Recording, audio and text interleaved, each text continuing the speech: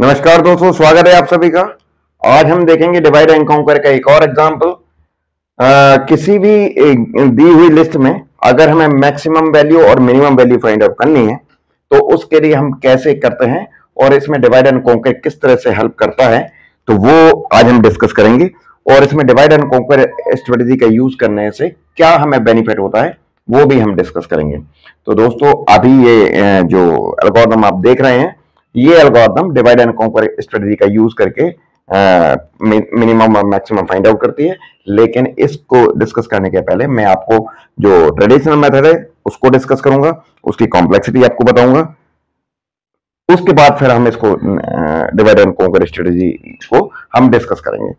तो यहाँ पे सबसे पहले मैं आपको बता देता हूं कि हम एक लिस्ट एज्यूम करते हैं जो कि n नंबर ऑफ एलिमेंट्स की लिस्ट है, जो कि n नंबर ऑफ एलिमेंट्स की लिस्ट है।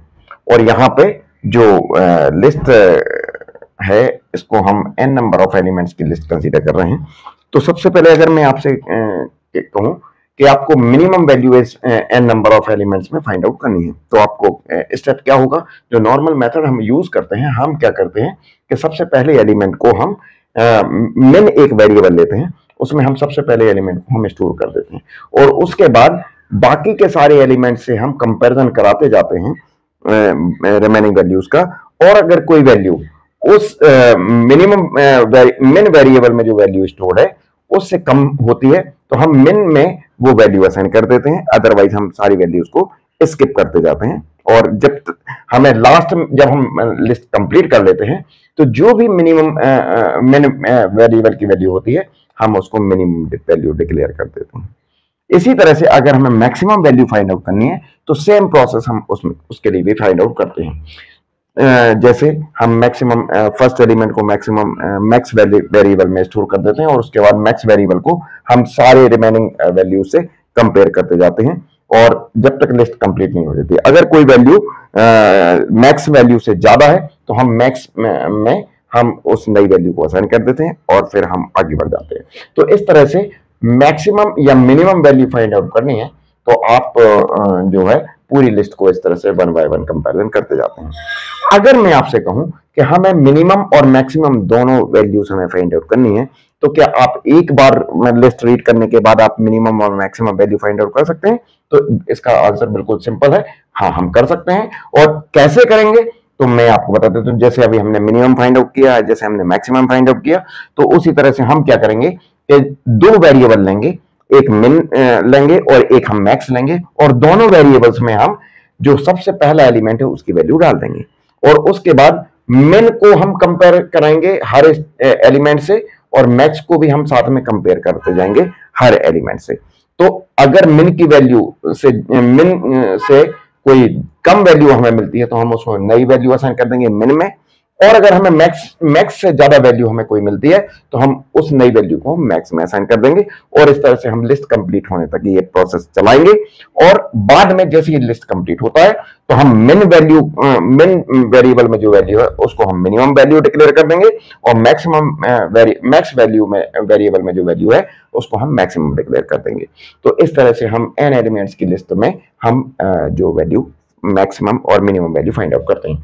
अब देखिए दोस्तों, इसकी कॉम्प्लेक्सिटी क्या होगी। इसकी कॉम्प्लेक्सिटी क्या होगी, अगर मान लीजिए दोस्तों n नंबर ऑफ एलिमेंट्स हैं हमारे पास और एक वेरिएबल से कंपेयर, एक वैल्यू से कंपेयर करने में 1 सेकंड टाइम लग रहा है हमें मिनिमम मिन वेरिएबल और मैक्स वेरिएबल को एक वैल्यू से कंपेयर करने में हमें 1 सेकंड का टाइम लग रहा है, तो ऐसे n नंबर ऑफ एलिमेंट्स से हम कंपेयर करेंगे तो हमें n सेकंड का टाइम लगेगा।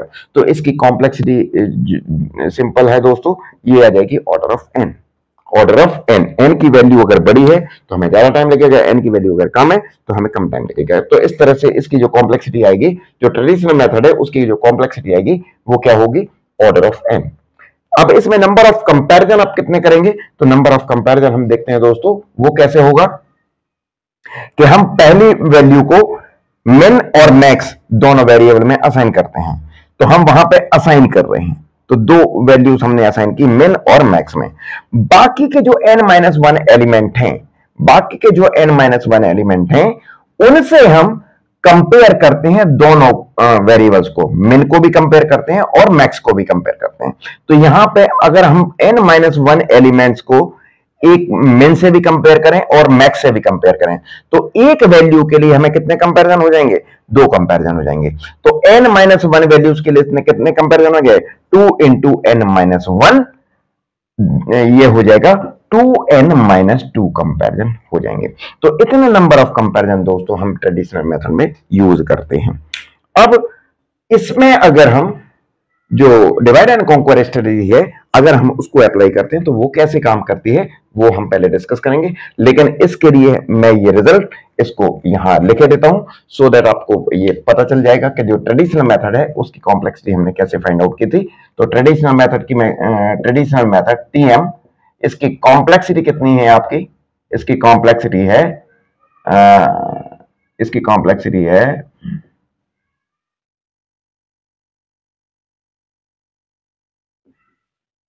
इसकी कॉम्प्लेक्सिटी आती है ऑर्डर ऑफ n, और इसमें नंबर ऑफ कंपैरिजन कितने आ रहे हैं दोस्तों, नंबर ऑफ कंपैरिजन कितने हैं, ये आते हैं दोस्तों 2n-2, ये आते हैं दोस्तों 2n-2।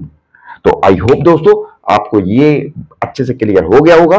तो अब मैं इसके आगे मैं जो डिवाइड एंड कॉन्क्वर स्ट्रेटजी है वो कैसे अप्लाई होगी वो मैं डिस्कस करूंगा।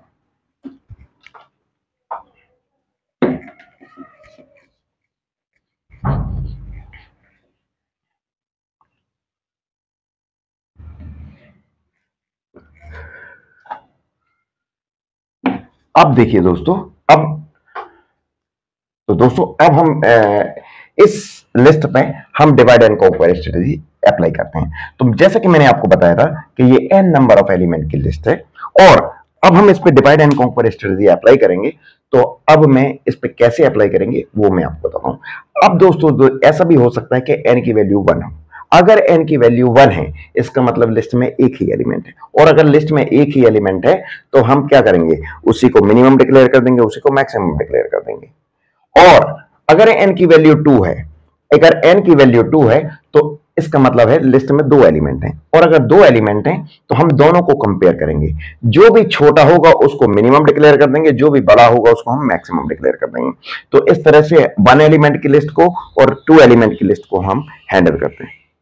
इसके बाद अगर 2 से ज्यादा है n की वैल्यू, अगर n की वैल्यू 2 से ज्यादा है तो फिर हम क्या करेंगे, तो फिर हम लिस्ट को 2 इक्वल पार्ट में डिवाइड करेंगे। अगर n की वैल्यू 2 से ज्यादा है तो हम लिस्ट को 2 इक्वल पार्ट में डिवाइड करेंगे, और वो लिस्ट क्या होगी, एक लिस्ट में आ जाएगा, एक पार्ट में आ जाएगा n/2 एलिमेंट, एक दूसरे पार्ट में भी n/2 एलिमेंट आ जाएंगे। उसके बाद इन दोनों लिस्ट में हम मैक्सिमम और मिनिमम फाइंड आउट करेंगे। अब मान लीजिए अभी मैं इस पर्टिकुलर पार्ट को मैं फोकस करता हूं, तो ये n/2 अगर 1 के इक्वल है तो हम सीधा उसको रिटर्न कर देंगे, अगर ये 2 के इक्वल है तो हम दोनों में कंपैरिजन करेंगे, जो भी मैक्सिमम है उसको मैक्सिमम डिक्लेयर कर देंगे और जो मिनिमम है उसको मिनिमम डिक्लेयर कर देंगे। लेकिन अगर ये n/2 भी 1 से ज्यादा 2 से ज्यादा है तो फिर हम यहाँ पे भी 2 पार्ट इसमें डिवाइड कर देंगे, और ये n/4 के जो डिवाइड हो जाएगा। तो इस तरह से ये तब तक जब ये जो पार्ट है ये स्मॉल होते होते कभी 2 एलिमेंट का भी हो सकता है, कभी 1 एलिमेंट का भी हो सकता है। तो 2 एलिमेंट का 1 एलिमेंट का जब हो जाएगा तो हम ये कंडीशन 2 हो जाएगी और हम सीधा इसको रिटर्न कर देंगे।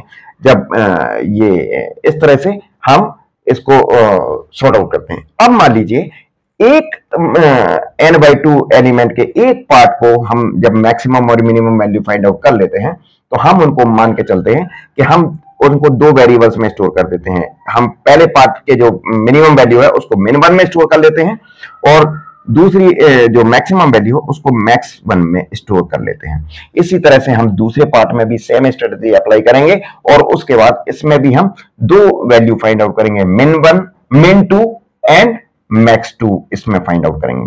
और जब ये दोनों वैल्यूज हमारे पास आ जाती हैं तो फिर हमें इस n नंबर ऑफ एलिमेंट की लिस्ट में ओवरऑल मैक्सिमम देखना है।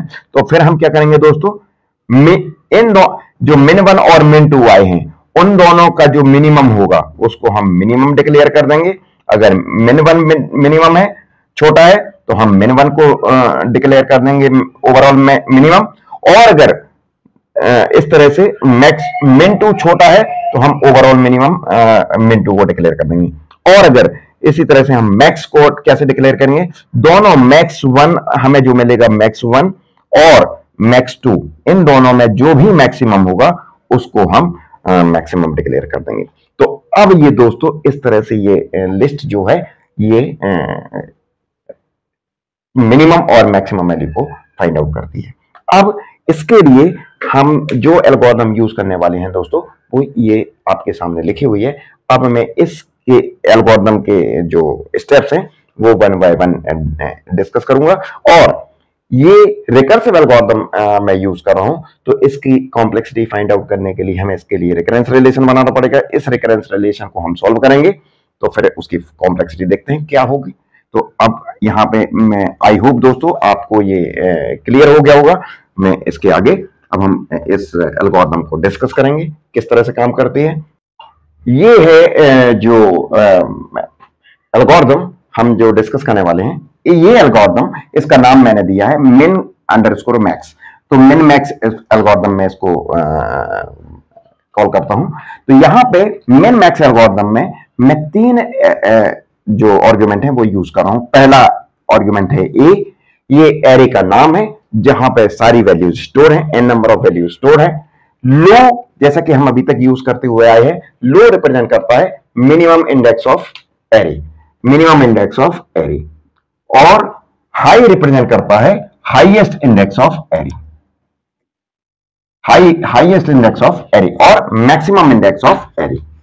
अब मान लीजिए दोस्तों, जैसा कि मैंने आपको कंडीशन बताई थी कि अगर n की वैल्यू 1 है तो लो इक्वल टू हाई होगा। अगर इस कंडीशन, ये कंडीशन ट्रू है तो फिर हम एक ही वैल्यू है, इसका मतलब एक ही वैल्यू को हम लो मिनिमम रिप्रेजेंट कर देंगे और एक ही वैल्यू, उसी वैल्यू को हम मैक्सिमम भी डिक्लेयर कर देंगे।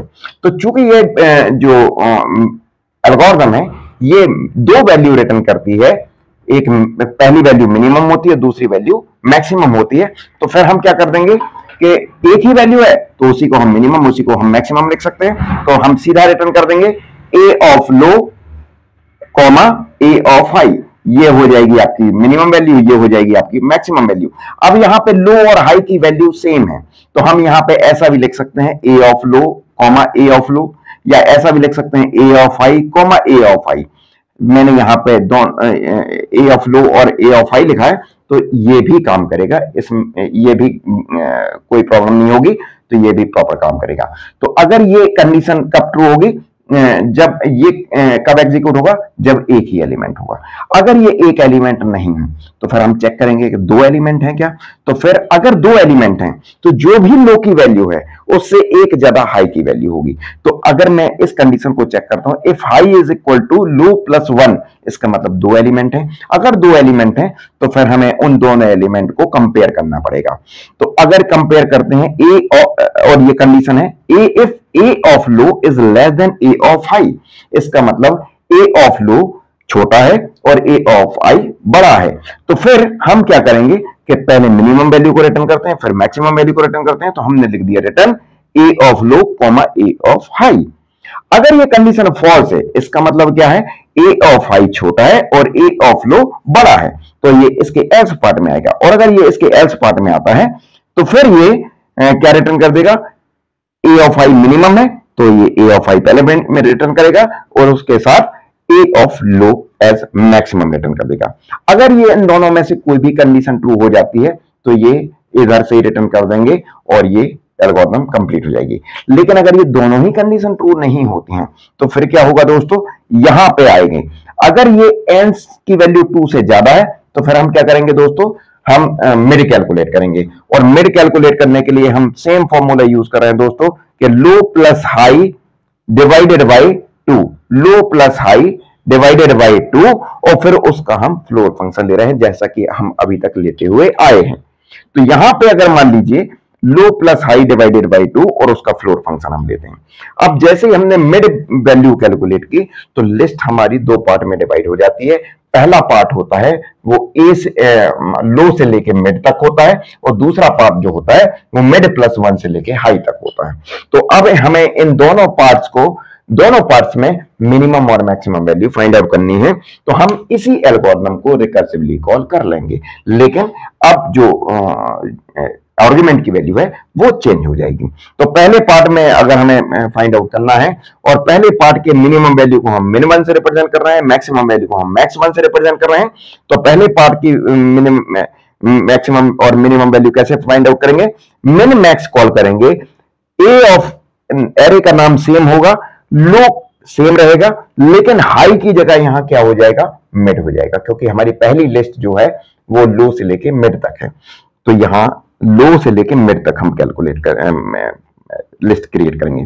उसके बाद जो दूसरी लिस्ट के मिनिमम और मैक्सिमम एलिमेंट हैं उनको हम min2 एंड max2 से रिप्रेजेंट कर रहे हैं। तो उसके लिए हम अगेन ये फंक्शन कॉल करेंगे, min max फंक्शन कॉल करेंगे। ए जो एरे का नाम है वो सेम होगा, लेकिन यहां पे लो की वैल्यू चेंज हो जाएगी, क्योंकि दूसरी लिस्ट हमारी मिड प्लस 1 से लेके हाई तक है। तो लो की जगह हम लिख देंगे मिड प्लस 1 और कॉमा हाई सेम रहेगा। जब हम ये दोनों फंक्शन रन कर देंगे तो हमें एक min1 मिल जाएगा, एक max2 मिल जाएगा, max1 मिल जाएगा, और दूसरे से हमें मिल जाएगा min2 एंड max2।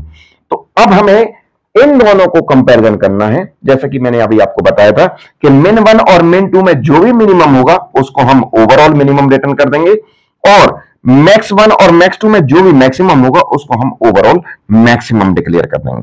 तो यहां पे हम इस तरह से रिटर्न कर देंगे, return min of min1 comma min2 comma max of max1 comma max2। तो ये रिटर्न कर देगा, और उसके बाद ये एल्गोरिथम कंप्लीट हो जाती है।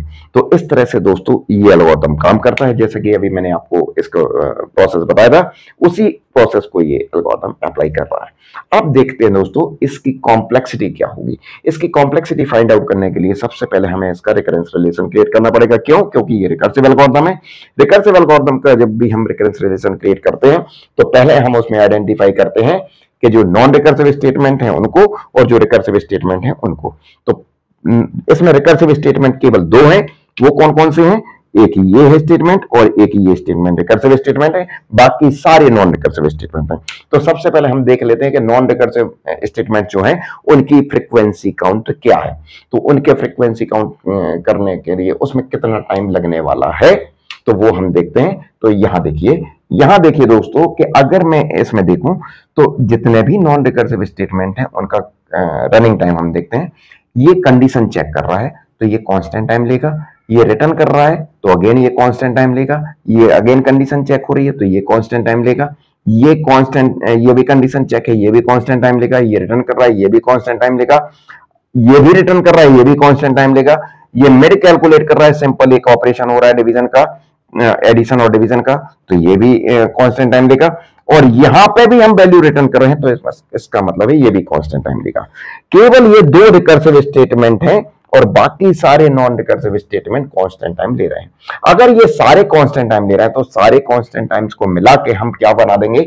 एक कांस्टेंट बना देंगे। तो अगर मैं इस पूरे एल्गोरिथम की कॉम्प्लेक्सिटी जो कि n नंबर ऑफ एलिमेंट पे हम रन कर रहे हैं, इसको एग्जीक्यूट होने में लगने वाला टाइम हम tn कंसीडर करते हैं, तो ये किसके इक्वल होगा? नॉन रिकर्सिव जो स्टेटमेंट हैं उनके टाइम के प्लस रिकर्सिव स्टेटमेंट के एग्जीक्यूशन में लगने वाला टाइम के। तो नॉन रिकर्सिव के लिए सारे कांस्टेंट टाइम ले रहे हैं तो एक कांस्टेंट हमने क्रिएट कर दिया c प्लस, अब ये दो रिकर्सिव स्टेटमेंट हैं। तो देखिए दोस्तों अगर ये n नंबर ऑफ एलिमेंट के साथ रन हो रही है तो इन दोनों लिस्ट में कितने कितने एलिमेंट हैं? ये मिड डिवाइड कर रहा है दो इक्वल हाफ में, तो इसका मतलब इस लिस्ट में भी n/2 एलिमेंट है और इस लिस्ट में भी n/2 एलिमेंट है। अगर इसमें और ये दोनों पार्ट में हम मैक्सिमम और मिनिमम दोनों फाइंड आउट करेंगे तो ये दोनों रन होंगे तो एक को रन होने लगने वाला टाइम कितना हो जाएगा? अगर n नंबर ऑफ एलिमेंट्स के साथ tn टाइम लेती है ये एग्जीक्यूट होने में तो n/2 एलिमेंट के साथ कितना टाइम लगेगी? tn/2। और इसके साथ ये एक और सेम नंबर ऑफ एलिमेंट के साथ हम एक बार और इसको रन करेंगे तो ये हो जाएगा 2tn/2। तो ये हमारा रिकरेंस रेजिस्टेंस आ गया दोस्तों। अब मैंने आपको कई बार बताया दोस्तों कि हम कांस्टेंट को लिख सकते हैं ऑर्डर ऑफ 1 और 1 को लिख सकते हैं 1। तो इसका मतलब हमारा जो रिकरेंस रिलेशन हो गया दोस्तों वो क्या हुआ, T of n equal to 2Tn/2 plus 1, ये कांस्टेंट, ये हो गया रिकरेंस रिलेशन। इसकी बाउंड्री कंडीशन क्या होगी दोस्तों, अगर कंडीशन ये 1 के एक ही एलिमेंट है, n की वैल्यू 1 है, तो हमें केवल रिटर्न करना है वो कांस्टेंट टाइम लेगा, और अगर ये कांस्टेंट टाइम ले रहा है तो हम उसको लिख सकते हैं t1 इक्वल टू 1। तो ये हमारी आ गई बाउंड्री कंडीशन दोस्तों, ये हमारे रिकरेंस रिलेशन आ गया। अब हमें इसको सॉल्व करेंगे तो फिर हमें क्या मिल जाएगा, इसकी कॉम्प्लेक्सिटी मिल जाएगी। तो अब दोस्तों ये एल्गोरिथम आपको क्लियर है, मैं इस एल्गोरिथम को यहां से हटा देता हूं और फिर हम इसका सॉल्यूशन हम डिस्कस करेंगे। तो यहां पे आई होप इतना आपको बहुत अच्छे से क्लियर हो गया होगा। अगर आपको कोई भी डाउट है तो आप मेरे को कमेंट सेक्शन में लिख सकते हैं। तो आप देख सकते हैं दोस्तों, जो हमने ट्रेडिशनल मेथड हमने लिया था उसकी कॉम्प्लेक्सिटी आ रही थी ऑर्डर ऑफ एन, और कंपैरिजन उसमें हो रहे थे 2n-2 कंपैरिजन हो रहे थे।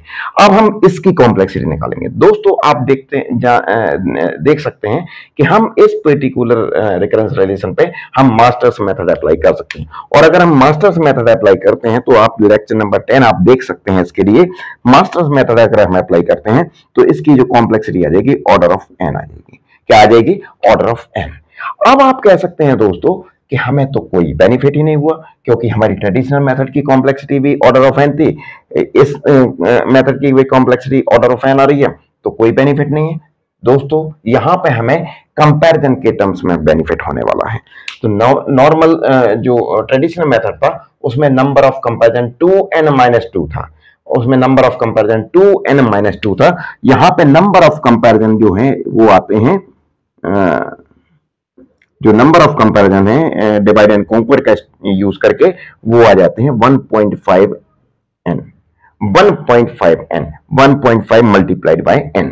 सो यहां पे ये जो नंबर ऑफ कंपैरिजन है ये चेंज हो जाता है और ये कम हो जाता है। तो डिवाइड एंड कॉन्क्वर स्ट्रेटजी का यूज करने के बाद हमें कॉम्प्लेक्सिटी तो सेम ही मिलती है, ऑर्डर ऑफ एन मिलती है, लेकिन उसमें नंबर ऑफ कंपैरिजन हमें कम हो जाते हैं, नंबर ऑफ कंपैरिजन हमें कम हो जाते हैं। तो इस तरह से दोस्तों आप देख सकते हैं कि डिवाइड एंड कॉन्क्वर स्ट्रेटजी को यूज करने के बाद हमें जो मिनिमम और मैक्सिमम फाइंड आउट करने के लिए जो एल्गोरिथम है उसमें नंबर ऑफ कंपैरिजन कम हो जाते हैं, और यही इसका बेनिफिट है।